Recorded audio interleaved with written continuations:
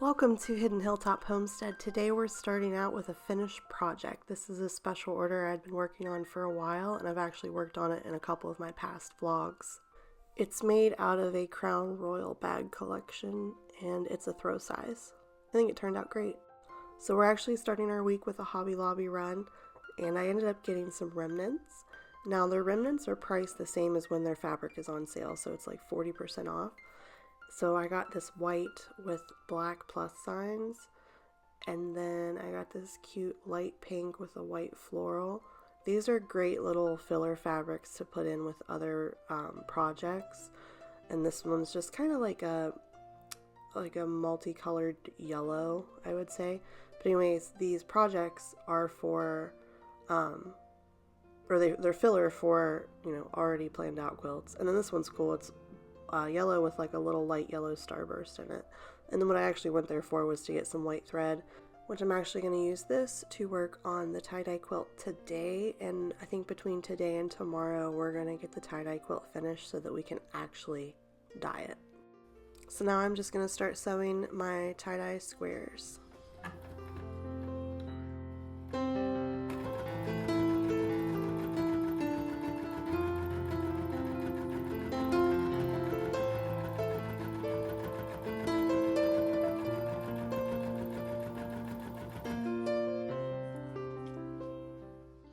So I'm not going to show a lot of this, but I'm making the white squares for my tie-dye quilt, and they're all white, so I'm just sewing 144 squares. The plan is to assemble a white quilt, and then I'm going to tie-dye it, and we're going to see how that goes. Hopefully, it looks amazing. So I actually had to pause my tie-dye quilt, and we had to do a Joanne and Michael's run. I had to get backing for a special order quilt, and then I went ahead and picked up some black too for a Halloween quilt. And look at this Grinch fabric, so cute. I'm so excited to do a Grinch blanket this year. There's so much Grinch fabric, it's amazing. And then this mushroom fabric, cute, and then little Hawaiian girls. I'm addicted to shopping for fabric.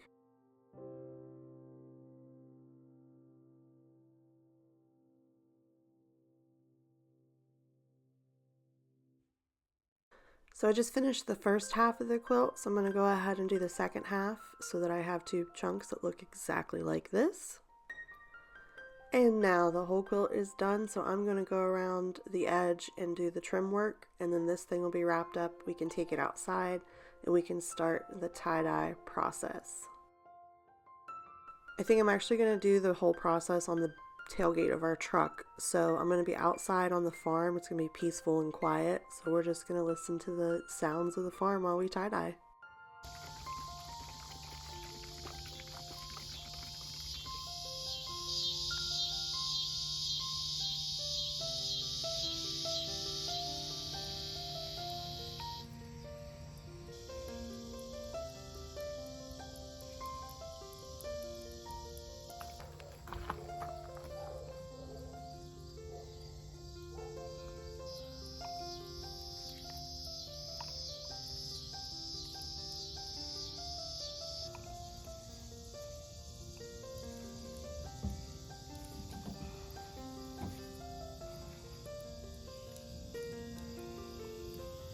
Two thumbs up.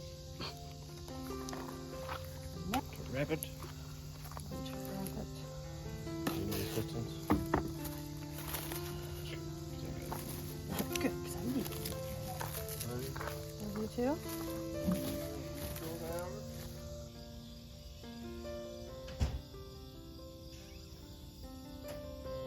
Alright, the tie-dye is done, so while that sits overnight, I'm actually going to go through some pre-cuts I have of Halloween fabric, and this is going to be the next thing I'm going to be putting together.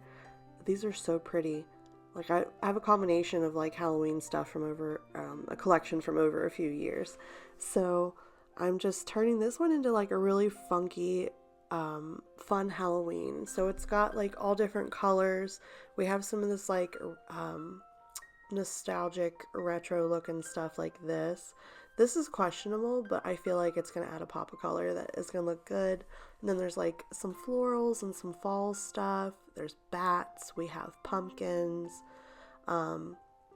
This is from I think 2 years ago, I've had this fabric, and this is like the last of these cute little black fuzzy cats with the pumpkins. Adorable. And then this one's really cool. It's like a vintage Halloween costume print. And it had a good bit of different designs. And then this is kind of like, it looks like vintage Halloween print.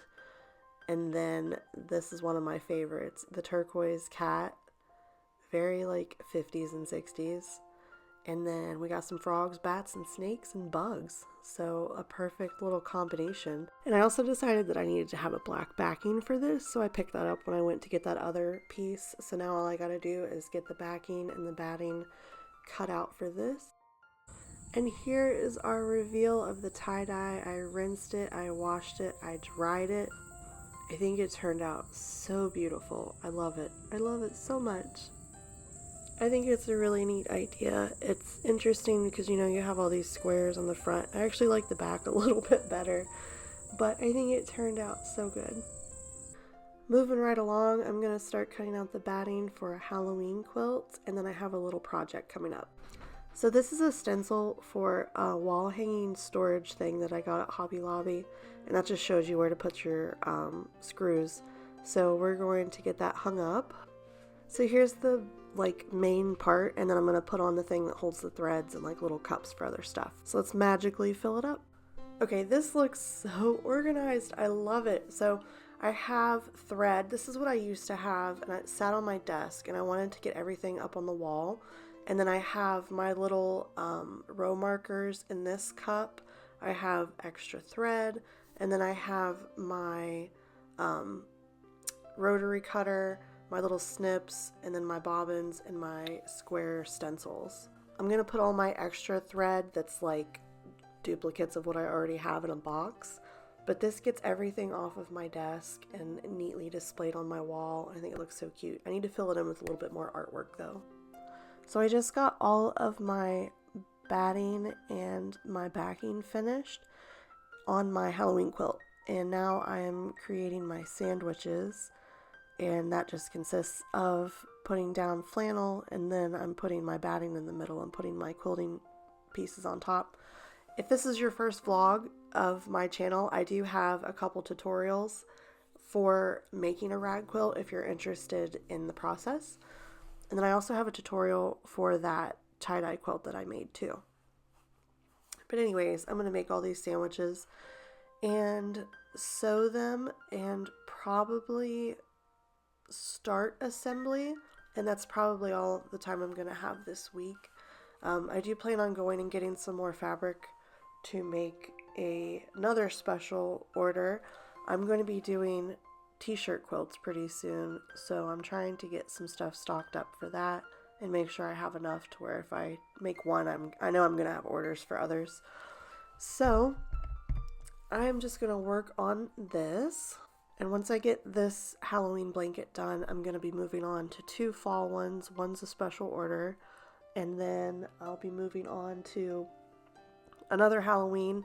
It is the almost middle of September. I'm running a little bit behind, but I am trying to get caught up. I've been sick for a couple weeks, and then we've just been super busy, so I've just been trying to work when I can, and unfortunately I haven't had a lot of time to do so, but I do now have a lot of time, so I'm getting as much done as I can. I'm trying to get at least 3 Halloween, and then I need 3 fall blankets done before we shift into winter and Christmas. And then I'm going to have a Grinch blanket and a few other Christmas blankets. And then, like I said, I have some special order blankets. I have some t-shirt blankets.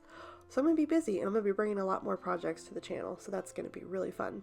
And I also thought about signing up for a craft fair in the future, sometime maybe in November, so we'll see. But if I don't do that, I think I'm going to do like a Facebook live craft show and sell my blankets on there. So we'll see.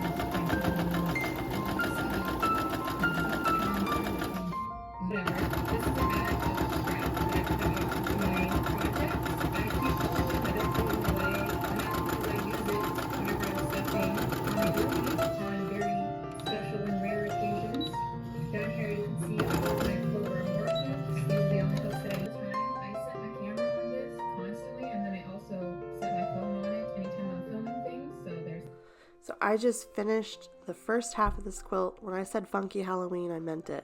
This thing looks amazing. I love all the different color variations, and oh, I just love it. I think it looks so cool. Very cool. So I have another half to finish, but that's going to be in another video. Thank you so much for watching today. Please subscribe, like this video, check out some of my others, and we'll see you next time.